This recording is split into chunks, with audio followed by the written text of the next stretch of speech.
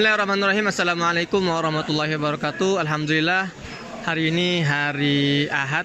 Ini hari kelima kita masih melanjutkan eksekusi program bantuan logistik darurat untuk warga Gaza. Dan Alhamdulillah 1000 kupon belanja sudah kita distribusikan, dan juga beberapa ratus selimut hangat untuk para pengungsi di pengungsian. Alhamdulillah, dan insyaallah besok kita akan berusaha untuk bergerak mengeksekusi program obat-obatan. Ya, kita akan mencari keliling-keliling supplier obat-obatan untuk kita distribusikan ke rumah sakit yang ada di wilayah selatan jalur Gaza, Palestina.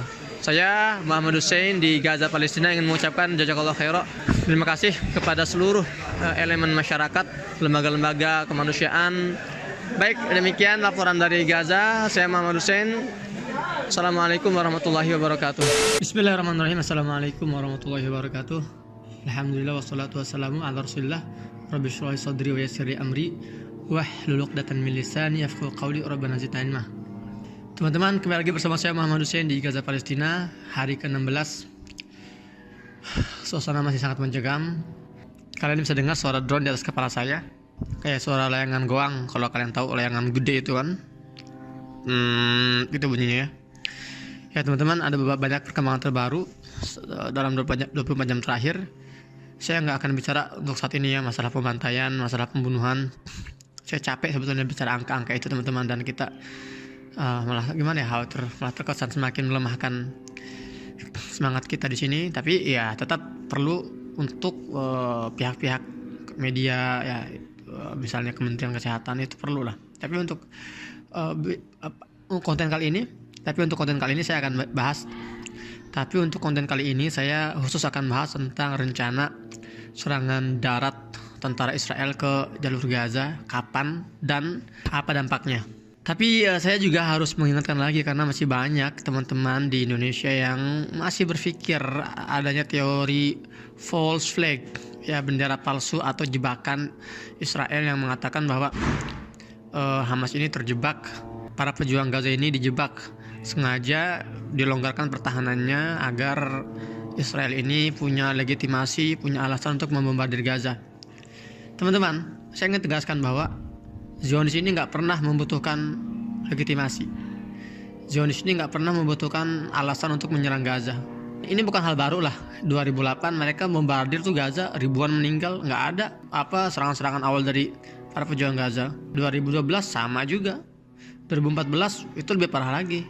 Yang mulai mereka, yang gempur mereka. Saat itu para pejuang Gaza ini kaget ya, terkejut, karena salah seorang komandannya, yaitu Ahmad Al-Jabari, itu lagi kondisi lagi tenang gitu loh, nggak ada eskalasi, tiba-tiba dibombardir, bam, dibunuhlah itu Ahmad Al-Jabari dalam mobilnya saat sedang berkendaraan. Dan saat itu tiba-tiba mereka memulai aja operasi serangan seperti itu, memulai serangan ke Gaza. Tahun 2021 juga sama aja. Artinya memang sekali lagi para penjajah itu nggak membutuhkan alasan untuk menghajar Gaza.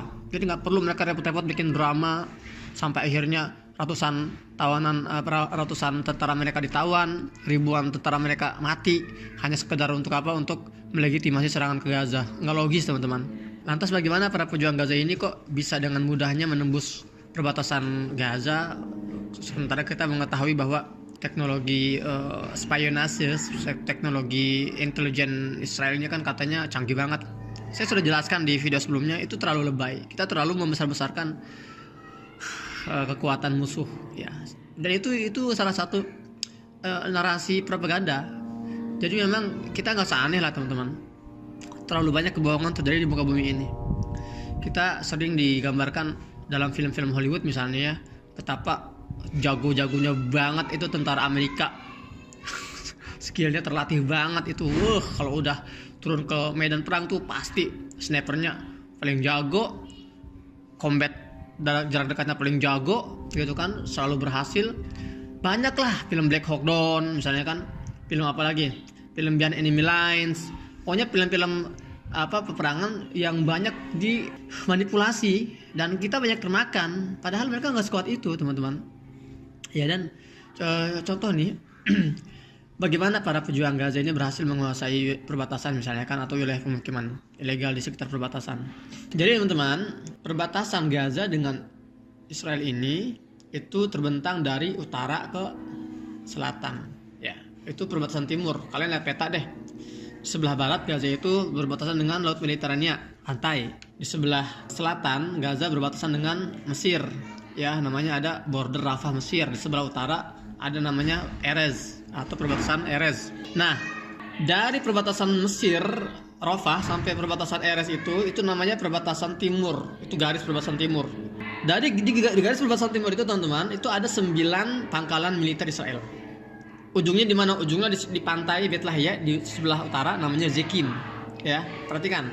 Setiap pangkalan ini memiliki tugas masing-masing. Pangkalan 1 misalnya manajemen untuk tank-tank baja, pangkalan 2 misalnya untuk pasukan darat atau sebagainya lah.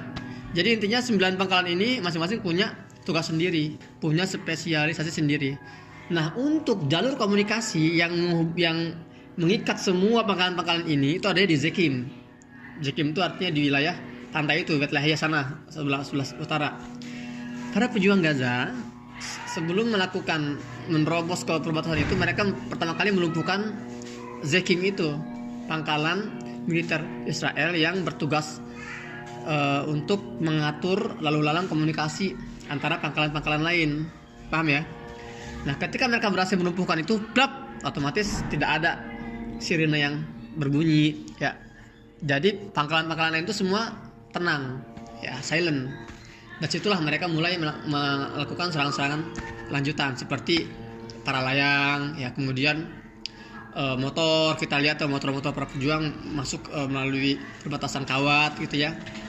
Jadi Dara tuh harus tahu, ini nggak sehari 2 hari. Perencanaan ini 3 tahun sebelumnya sudah direncanakan oleh para pejuang Gaza. Jadi memang mereka itu setiap hari itu benar-benar berusaha agar kalau ini terjadi itu mereka sudah siap dengan segala konsekuensinya. Sekali lagi ya, jadi itu nggak mudah teman-teman. Dan banyak para pengamat militer dunia tuh sudah sepakat, ini kecolongan, ini kekalahan terbesar Israel sepanjang sejarah konflik dengan Palestina. Bahkan banyak para pengamat mengatakan berapapun jumlah korban nanti di kedua belah pihak, apakah di Palestina misalnya puluhan ribu jumlah korban, tidak bisa mengubah fakta bahwa para pejuang Gaza telah menang dari hari pertama. Banyak faktor-faktor lain teman-teman. Ada juga pertanyaan gini misalnya, ini ditanyakan oleh Pak Guru Gembul di dalam kolaborasi kita kemarin, kita collab. Dia nanya, Guru Gembul ini, sebetulnya Hamas ini kan tahu ya respon yang akan dia terima ketika dia menyerang Israel. Dan pertanyaan ini banyak ditanyakan kepada saya. Maka saya akan jawab di sini teman-teman. Kalau memang para pejuang Gaza ini mengetahui konsekuensi dari serangan mereka ke Israel, tahu bahwa mereka akan dibombardir, mereka akan dibantai, terus kenapa mereka masih ngotot? Itu pertanyaannya ya. Ini logis sebetulnya. Ini jawabannya teman-teman. Jadi memang saya sudah sampaikan juga di konten sebelumnya, beberapa bulan terakhir ini kita sudah mendengar semua bahwa akan ada serangan kejutan ke Gaza. Berkali-kali itu. Cuman nggak ada yang tahu kapan terjadinya kan. Tapi di saat itu pertempuran intelijen itu sedang bermain nih antara intelijen para pejuang Gaza dengan intelijen Israel. Contohnya gimana?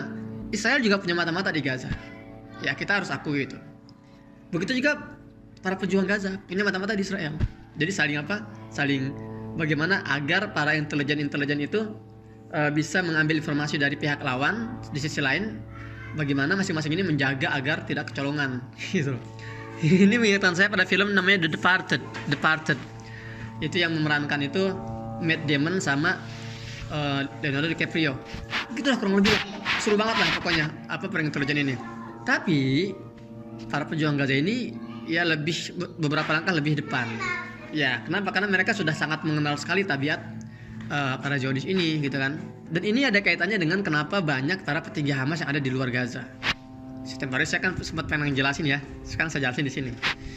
Jadi teman-teman, para petinggi gerakan Hamas ini mereka berada di luar Gaza itu bukan hanya sebagai diplomat, ya, sebagai jembatan diplomasi dengan negara-negara saudara misalnya.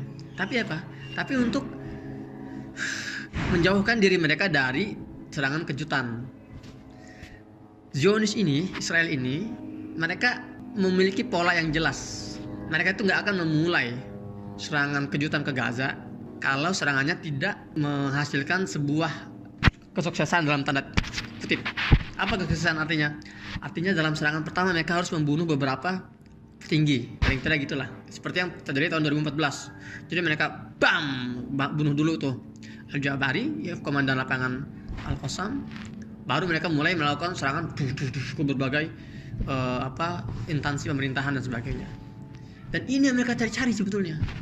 Mereka menanti-nanti, ini mana nih kepala Hamas di Gaza, Yahya Sinwar, nggak ketemu. Mereka mau target Ismail Haniyah, lagi di Qatar. Mereka mau target Khalid Mish'al, lagi di Qatar. Artinya mereka sedang mencari mana nih kira-kira nih komandan atau pimpinan Hamas atau pimpinan Al-Qassam yang bisa mereka target untuk dijadikan korban di hari pertama. Nggak ketemu. Nah, di sisi lain mereka terus, ya, intelijen mereka terus bergerak sampailah tiba, ya, pihak Gaza ini mencium serangan mendadak dalam waktu dekat, langsung mereka menjadi pihak yang memulai. Nah, kenapa mereka memulai? Teman-teman perhatikan ya. Gini perhitungannya. Kalau mereka tidak memulai, kalau yang memulai itu pihak Zionis, artinya mereka sudah jatuh pada satu dari dua prinsip yang selama ini dipegang oleh militer Zionis. Saya sudah jelasin di konten sebelumnya. Dalam pertempuran, ini saya dapat ilmu ini ketika saya mengambil diplom Israeli Affairs, diplom urusan keisraelan. Dua prinsip utama para militer Israel ini kalau perang, pertama mereka harus menjadi pihak yang memulai. Satu nih, antum baca track record seluruh pertempuran Israel dengan negara luar, dengan negara Arab, itu selalu mereka menjadi pihak yang pertama menyerang. Kedua, mereka harus memindahkan medan perang itu di luar garis demarkasi mereka. Jadi mereka itu paling anti perang itu dalam Israel. Enggak. Perang misalnya 7 Oktober melawan negara-negara Arab itu perangnya di luar, di Sinai dan di dataran Golan Suriah. Nggak mungkin mereka membiarkan perang itu ada di dalam wilayah demarkasi mereka, karena mereka tuh lemah sekali kalau bicara perang darat di daerah mereka. Tanggal 7 Oktober kemarin, para pejuang Gaza ini berhasil melumpuhkan kedua-duanya, mengubah permainan dalam pertempuran. Pertama, pihak Gaza yang menjadi pihak pemulai. Kedua, mereka memasukkan, ya, infiltrasi ribuan para pejuang mereka untuk battlefieldnya itu di dalam wilayah demarkasi jajahan Israel. Jadinya para pejuangnya berhasil melakukan dua langkah yang selama ini dilakukan oleh para penjajah. Kemudian teman-teman, kalau yang memulai ini penjajah, artinya kalau para pejuang Gaza menunggu, kita tunggu aja deh, tunggu mereka nyerang, kerugian yang akan dialami oleh Gaza ini akan jauh lebih besar. Menurut perhitungan intelijen Gaza ini paling tidak akan ada 1.000 korban jiwa dalam satu hari serangan pertama. Ya, itu kerugian pertama. Kerugian kedua, kalau para pejuang Gaza ini membiarkan serangan itu dimulai oleh pihak musuh, maka pihak Gaza ini nggak akan punya kesempatan untuk membalas seperti yang mereka capai dalam pertempuran kali ini. Kali ini kan mereka berhasil menawan ratusan tentara militer Israel, berhasil membunuh ribuan tentara Israel. Karena mereka memulai. Kalau para pejuang Gaza ini membiarkan pihak Zionis yang memulai, nggak akan bisa seluas itu gitu loh, nggak akan mendapatkan kesempatan emas seperti itu. Paham ya? Jadi gini, ya kita mau mulai kita nggak mulai, kita pasti diserang. Itu kurang lebih jawaban logikanya para pejuang Gaza. Baik itu yang mulai kita atau yang mulai mereka, jatuh korban di Gaza pasti besar. Tapi kalau kita yang memulai, paling nggak kita punya keuntungan bisa memukul mereka dan bisa menyebabkan kerugian besar di pihak Israel. Jelas sampai situ ya. Jadi bukan tanpa alasan teman-teman. Banyak perhitungan-perhitungan yang kita ini kadang malas berpikir gitu kan. Makanya tugas saya di sini menyampaikan analisa ini. Dan ini bukan analisa saya pribadi ya. Saya baca-baca makalah-makalah di beberapa situs itu kan, dan juga saya juga menganalisa berbagai konten-konten dari pernyataan yang keluar baik dari juru bicara Israel maupun dari juru bicara para pejuang Gaza, Abu Ubaidah gitu ya. Nah, ini saya rangkum dalam konten ini dan saya sampaikan kepada kalian semua biar kita tercerahkan seperti itu ya teman-teman. Dan sekarang benar-benar kondisinya itu sangat mengerikan. Lantas kapan perang darat akan terjadi? Lantas kapan operasi militer darat masif akan dimulai oleh para tentara Israel? Karena katanya kan sudah ada 400 tank baja itu sudah diarahkan ke wilayah perbatasan timur jalur Gaza gitu kan, dan 300.000 tentara cadangan Israel sudah dikonsentrasikan ke wilayah timur Gaza, perbatasan timur Gaza. Lantas apa yang mereka tunggu?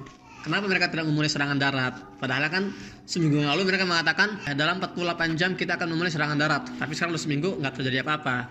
Apakah karena ada hujan deras dan banjir serta badai panas yang katanya sih menyerang Israel? Itu nggak benar. Saya pastikan itu hoax, nggak ada banjir dan mobil-mobil tergenang. Itu kayaknya video lama itu, di-up lagi oleh beberapa akun-akun channel YouTube. Tapi setahu saya kalau di Israel itu hujan, ya di Gaza juga hujan, karena kita satu iklim gitu kan. Katanya ada badai panas dan sebagainya, itu juga saya rasa itu nggak kuat beritanya ya.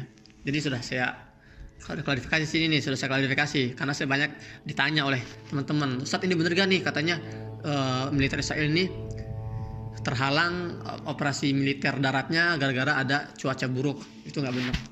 Yang menghalangi mereka adalah teman-teman rasa takut. Antum harus tahu teman-teman, di kemiliteran Israel ini ada banyak divisi. Ada divisi utara, itu divisi Lebanon. Artinya divisi utara ini mereka pasukan yang khusus disiapkan untuk misalnya berperang melawan para pejuang di Lebanon. Ada divisi selatan, mereka nyebutnya Firqat Gaza, divisi Gaza. Sekitar 4.000 tentara khusus, pasukan khusus elit yang sudah disiapkan untuk proses pertempuran darat melawan Gaza. Jadi 4.000 personil divisi Gaza ini memang sudah dibekali data intelijen yang sangat detail tentang Gaza, seluk-beluk Gaza, kemudian topografi di Gaza, kemudian ya berbagai hal yang berkaitan dengan Gaza itu sudah dikuasai oleh 4.000 personil Firqat Gaza ini atau divisi Gaza ini. Ya, bahkan 2014 atau 2015 saya ingat itu ya, ada munawarat atau latihan militer, simulasi perang darat yang dilakukan oleh pihak Israel, dan situ mereka itu punya semacam satu wilayah itu dibuat seperti wilayah Gaza, bangunannya, jalan-jalannya ada itu, dan sempat tersebar foto-fotonya itu bahkan mereka ada bangunan tertulis Rumah Sakit Indonesia.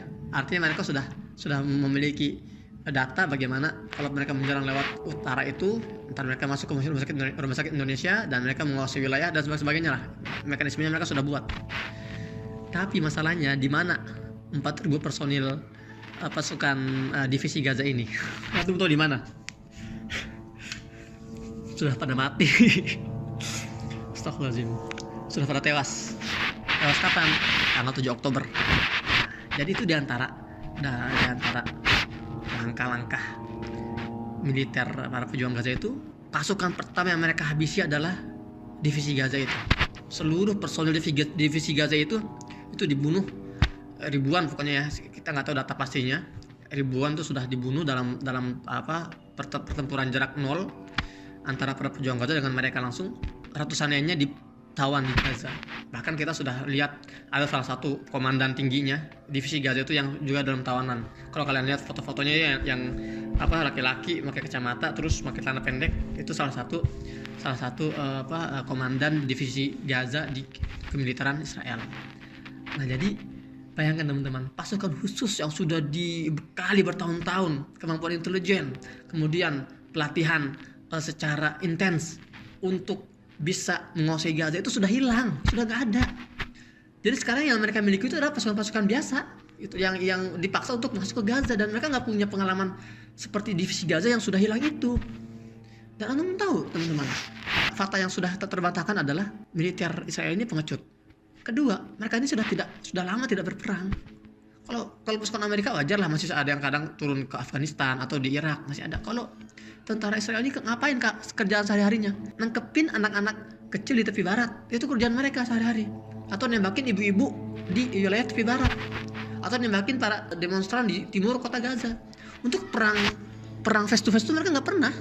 Jadi mental mereka tuh sudah down, sudah kalang kabut. Ada sebuah data ya, Allah alam ini benar apa enggaknya, tapi saya baca di salah satu artikel, ada beberapa petinggi angkatan udara dan angkatan darat pihak militer Israel itu yang tamarrud. Apa tamarrud itu artinya tuh ini? membangkang, menarik diri dari kemiliteran Israel. Jadi ada konflik internal yang sangat dahsyat sedang terjadi di dalam tubuh mereka.